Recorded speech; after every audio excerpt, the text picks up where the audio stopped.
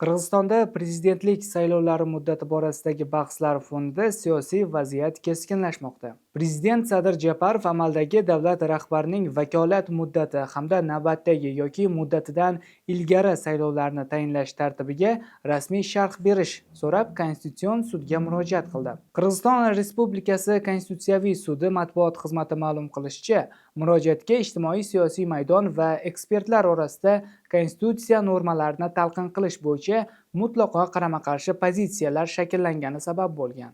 Gap 2010-yilgi tahrirdagi konstitutsiyaga muvofiq saylangan prezident vakolatlarining boshlanish va tugash muddati, shuningdek, saylovlarni o'tkazish tartibi haqidagi normalar xususida ketmoqda. Taqdimnomada 2021-yil 11-apreldagi referendumda qabul qilingan Qirg'iziston Respublikasi Konstitutsiyasi to'g'risidagi qonun qoidalari 2010-yilgi tahrir bilan birgalikda qo'llanilganda huquqiy noaniqlik yuzaga kelishi mumkinligi qayd etilgan. Prezident so'roviga ko'ra, Konstitutsiyaning 67-moddasi, 68-moddasi 2-qismi va 72-moddasi 1-qismi tizimli bog'liqlikda rasmiy sharhlanishi, shuningdek navbatdagi yoki muddatidan ilgari prezidentlik saylovlarini o'tkazish moddalari aniqlashtirilishi lozim. Konstitutsiyaviy sud mazkur taqdimnomani 17 fevral kuni yozma tartibda ko'rib chiqishi kutilmoqda.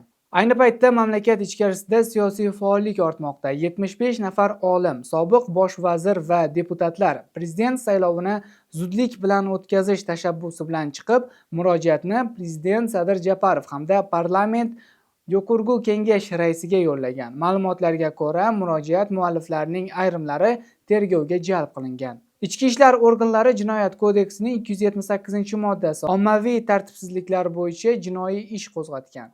Bir nechta faol hibsga olingani aytilmoqda. Vaziyatni yanada murakkablashtirgan omillardan yana biri xavfsizlik tizimidagi keskin kadrlar almashinuvi bo'ldi.